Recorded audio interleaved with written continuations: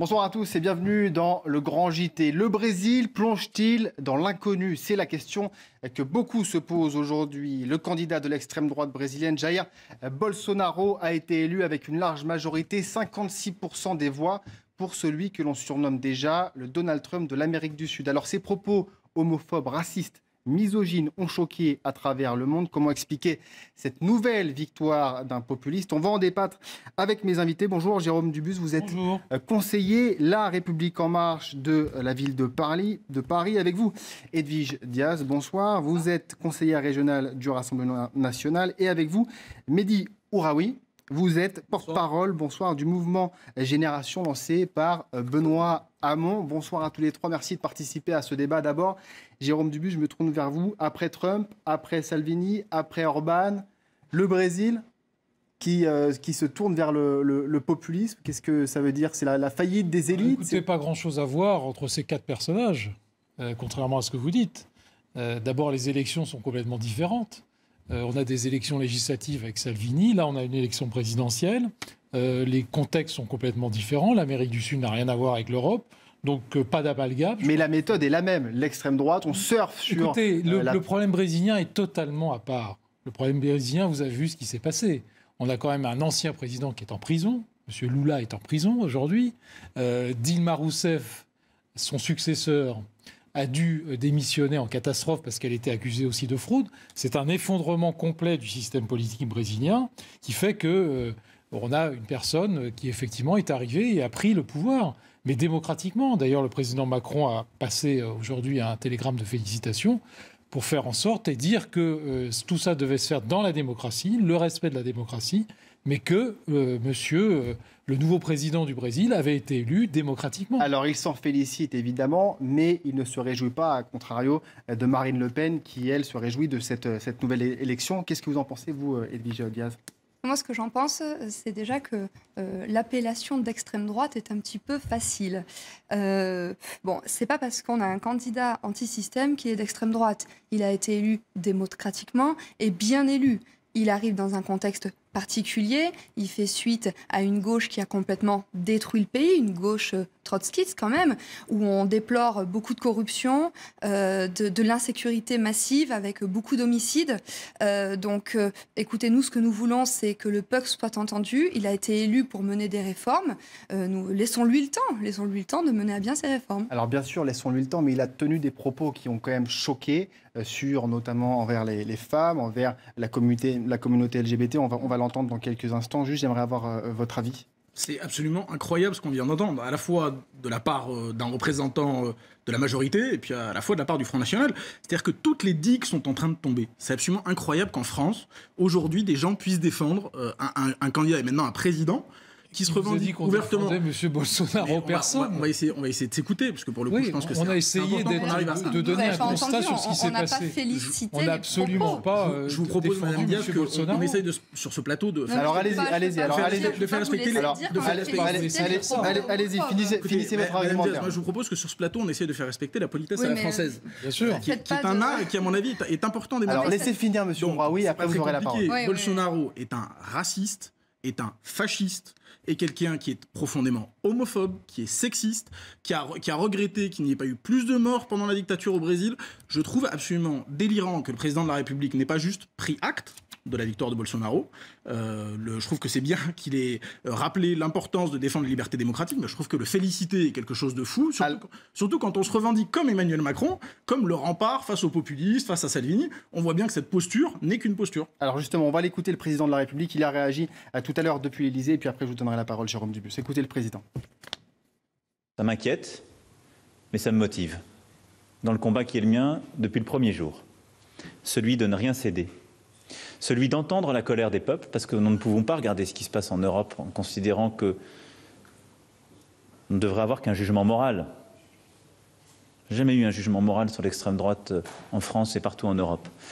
Si l'extrême droite monte, c'est que d'autres partis n'arrivent pas à apporter une réponse à la colère des peuples ou à leur peur.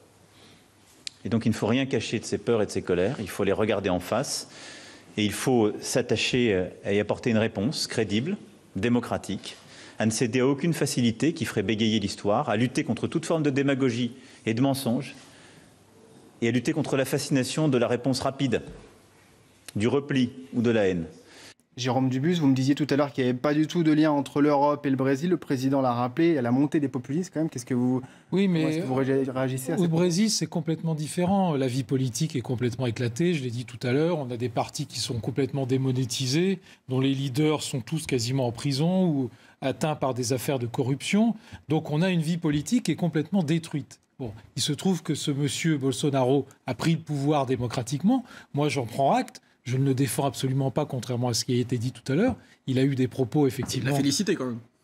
Mais, monsieur, c'est un régime démocratique, le Brésil. C'est un acte. Il a été élu avec 56% des suffrages. Non, pardon, madame, Alors, de France... Alors, attendez, un raciste, homophobe et sexiste, c'est pas un acte républicain. Respecter le suffrage universel. C'est tout.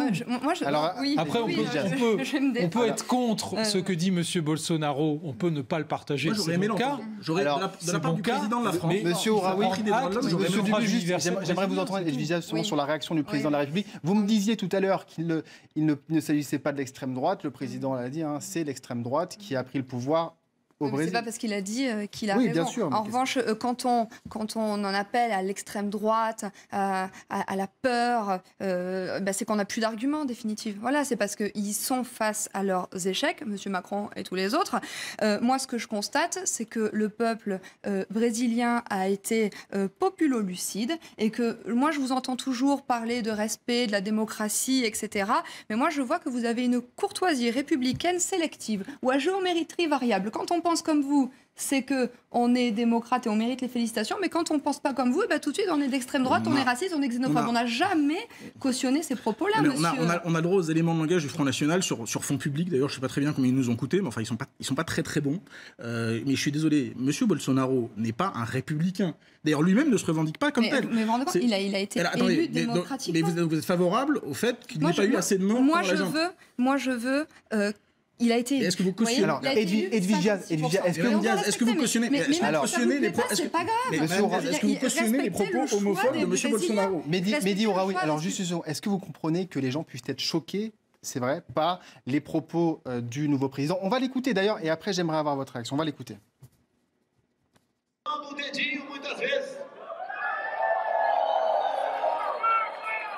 Si Trump saiu do acordo de Paris, si Trump est sorti de l'accord de Paris,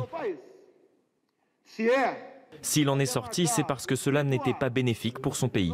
Si cet accord menace notre souveraineté nationale, je sortirai moi aussi de l'accord de Paris si je deviens président. Il y a quelques jours, vous me qualifiez de violeur et je vous ai expliqué que je ne vous violerai pas.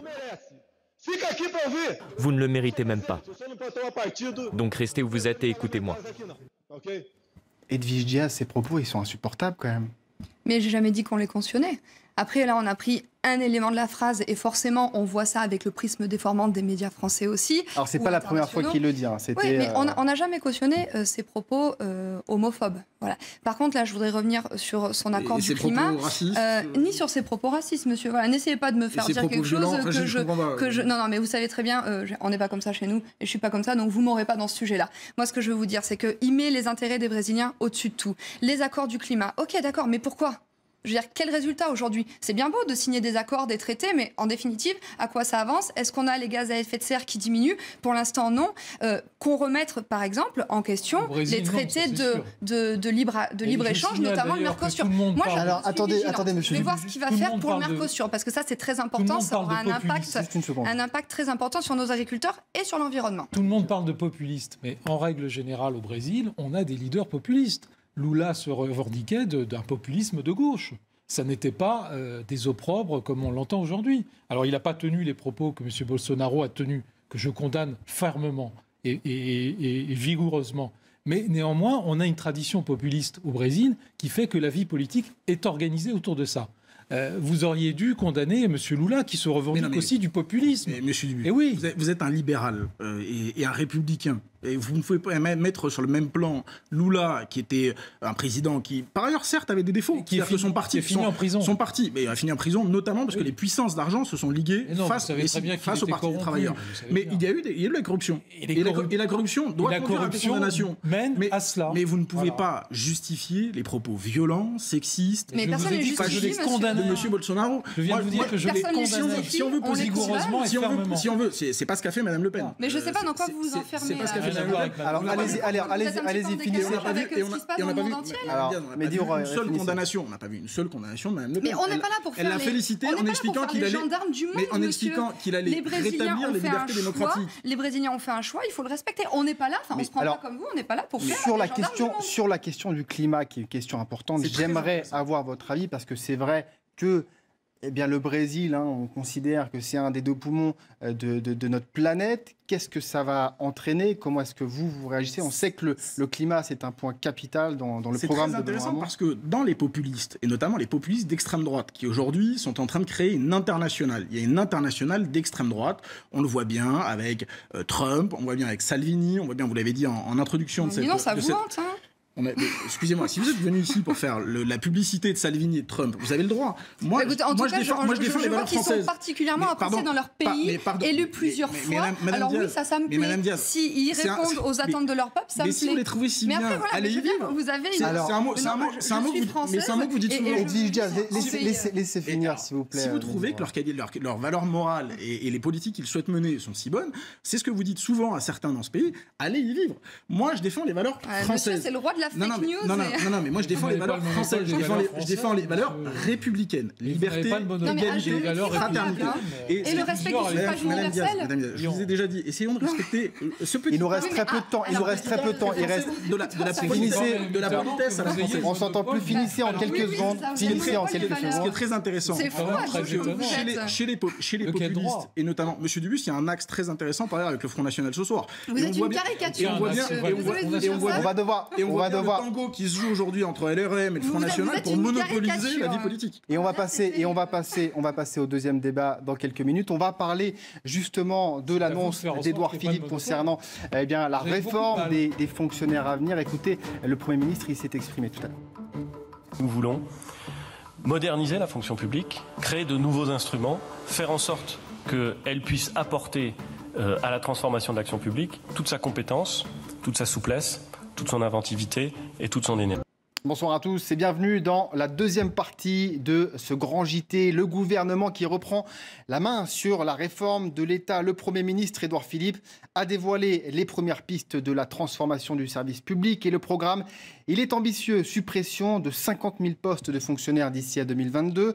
C'était une promesse d'Emmanuel Macron. Recours élargi aux contractuels, contrat limité de 5, 10 à 15 ans, des services dématérialisés. On va vers la fin d'un modèle, Jérôme Dubus? Non, on va vers une modernisation de la fonction publique territoriale et d'État en France, tel que le président Macron l'avait annoncé. Il avait annoncé 120 000 suppressions de postes, à la fois dans la fonction publique d'État et dans la fonction publique territoriale, 70 et 50. Donc on n'y est pas encore, puisque dans le projet de budget 2019, on est à 4 000 seulement suppressions de postes dans la fonction publique d'État. Ce que je remarque, c'est qu'avec le contrat qui a été passé avec les collectivités locales, depuis environ 6 mois, on a une modération à la fois salariale et en nombre de recrutements dans les collectivités locales. Il faut maintenant que l'État fasse son travail de modernisation, de souplesse, plus grande souplesse. On a effectivement un certain nombre de fonctionnaires qui veulent vouloir faire autre chose. Aujourd'hui, ce n'est pas possible en France. Alors on va créer une caisse d'aide à la conversion pour faire passer les fonctionnaires de l'État vers le secteur privé. Il y en a un certain nombre qui veulent créer des entreprises, etc. Tout ceci, c'est pour faire respirer la fonction publique. Alors j'entends déjà les critiques. C'est une bonne mesure. Il faut tout conserver, ne rien changer. En réalité, il faut mettre de l'oxygène dans la fonction publique. C'est une bonne mesure, Edwige Diaz, selon vous? Ben là, on arrive directement dans la politique du chiffre. On va enlever 5 000 là, 4 000 là, 50 000 là. Mais surtout, ce qu'il faut voir, c'est que là, ce concept intervient dans une période particulière, au moment où la cote de popularité d'Emmanuel Macron est au plus bas, au moment où l'État, le gouvernement réalise que le vote Rassemblement national augmente, puisqu'ils ont été responsables de la fracture territoriale entre métropole et ruralité, par exemple. Alors, et je précise que les postes supprimés ne concerneront pas le régalien. Voilà. Oui, mais alors, on n'a pas fait la distinction des différents postes de fonctionnaires. Il y a le régalien, comme vous l'avez dit. Il y a la fonction publique territoriale qui est très coûteuse. On l'a vu avec ces fusions de grandes régions. Nous avait promis des économies, on n'en a pas eu. Mais tout ça, ça s'inscrit dans une démarche plus globale où l'État abandonne ses missions au profit de la soumission à l'Union européenne. Et c'est ça qui est très grave, c'est qu'aujourd'hui, on va penser rendement et ça va se faire au détriment du service public. Et c'est comme ça qu'on va encore aggraver la fracture territoriale entre notamment la métropolisation et la ruralité. Mehdi Aroui, je vous voyais hocher la tête. Oui, bon, rien à voir avec l'Union européenne. Là, ce sont de bons Français, Monsieur Macron et Monsieur Philippe, qui ont décidé de mener une politique de casse de la fonction publique. Alors moi, je ne crois pas. Pas du tout, parce que Monsieur Macron est un ultralibéral et parce qu'il mène la politique. Ah mais oui, mais en France, on a que des ultralibéraux. Non, mais c'est pas grave. Et on a le droit. Les libéraux n'existent pas. C'est l'avantage des démocraties comme la France. À l'inverse du Brésil, c'est qu'on peut être libéral. C'est ça qui est bien. Heureusement. Et donc, oui, j'ai bien compris que c'était votre politique. Mais le problème que nous avons, c'est qu'il faut voir sur quoi ça va être coupé. Ce qui est très intéressant, c'est que M. Macron coupe 50 000 postes de fonctionnaires. Il faut comprendre ce que ça veut dire. C'est-à-dire que là, on nous fait pendant tout le week-end le gadget sur les gendarmes et les policiers dans les écoles, alors qu'il ne s'agit pas de pions. Il faut respecter les forces de l'ordre. Et les enseignants qui seront frappés de plein fouet par la réforme des retraites. Et surtout, où ça coupe ? Ça coupe à Bercy. Ça coupe dans les services fiscaux, dans les services des douanes. Et pourquoi ça coupe dans ces services-là ? Parce que, notamment, il y a un problème que M. Macron refuse de prendre en main. Et pour cause, parce que ce sont ses amis, c'est le problème de la fraude fiscale.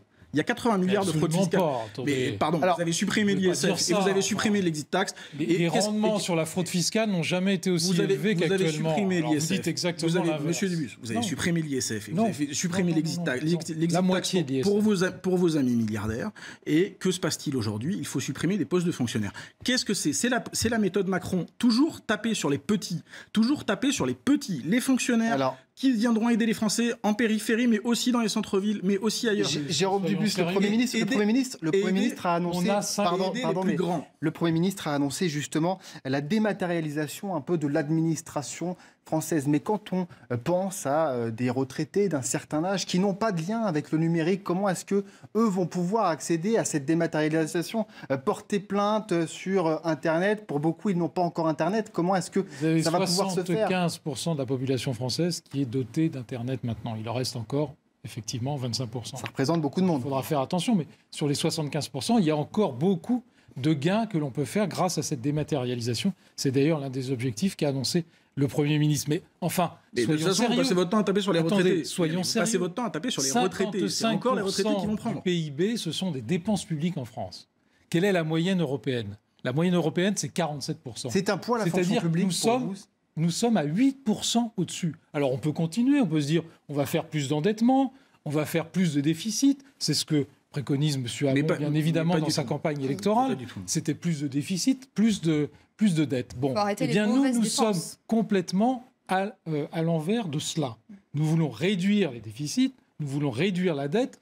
Et pour cela, il va falloir réduire les dépenses publiques. Mais où des mauvaises dépenses, c'est-à-dire oui, c'est ça. Où vous allez couper ? Là, il y a beaucoup de choses qui ont été dites, mais la dette, on pourra la diminuer à partir du moment où on enlèvera les mauvaises dépenses. Je pense notamment à l'immigration, au budget que l'on donne à l'Union européenne, à la fraude fiscale et à la fraude sociale. Mais ce que je voulais vous dire, en fait, tout à l'heure sur la fracture numérique... L'immigration, c'est un solde positif. Alors, laissez finir et après, on va parler de la hausse des prix. Finissez rapidement. Juste pour dire, donc, en fait, qu'on se modernise et qu'on aille vers du numérique, ok, mais quand on veut tendre vers un tout numérique, demain, qu'est-ce que ça sera ? Est-ce que ça sera une pénalité pour ceux qui ne pourront pas faire leur déclaration sur le numérique ? Et autre chose qui est très important, c'est que là où ça devient très grave, c'est quand l'État est remplacé par les citoyens et par les entreprises. Je vais vous donner quelques exemples. Aujourd'hui, pour les PV, c'est une société privée, alors que c'était l'État qui s'en occupait.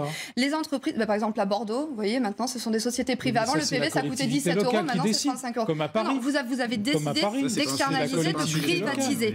Autre chose, les entreprises, s'il vous plaît. Autre chose, les entreprises, vous voyez, pour l'impôt à la source, c'est les entreprises qui vont se substituer à l'État et qui vont devenir collecteurs de l'impôt à la source. Et quand j'entends le ministre des Comptes publics nous expliquer que demain, à la place des administrations financières et fiscales, ce sont les buralistes qui vont encaisser l'argent parce que l'administration fiscale ne pourra plus encaisser de liquide, et ben ça, je me dis que c'est vraiment très grave. Alors, on rappelle que ce sont des premières pistes. J'aimerais qu'on évoque un deuxième sujet qui concerne énormément de Français, énormément de personnes qui nous regardent, c'est la hausse du prix des carburants, le prix à la pompe qui s'est envolé, plus 23% pour le diesel, plus 15% pour l'essence depuis le début de l'année. Et cette hausse, elle n'est pas liée à la hausse du baril, elle est liée à la hausse de la taxe. Alors, Jérôme Dubus... Ah non.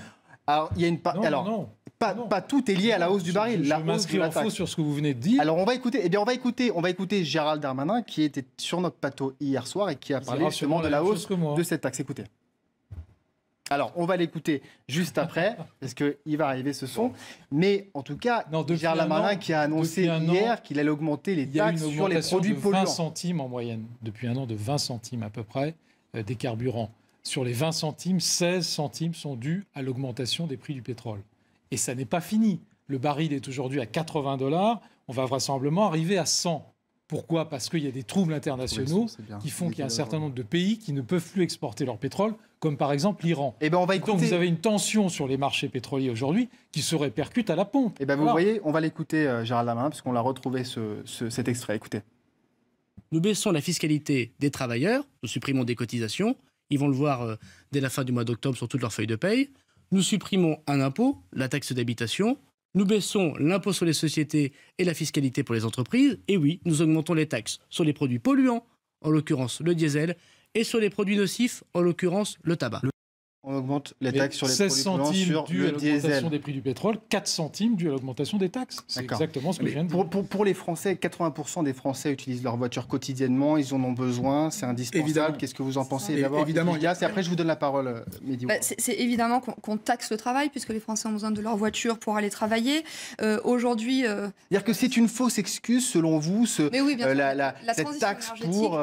Si on voulait vraiment s'inscrire dans un verdissement, on pourrait passer par autre chose que taxer les carburants. Et une fois de plus, les Français ont besoin de leur voiture pour aller conduire.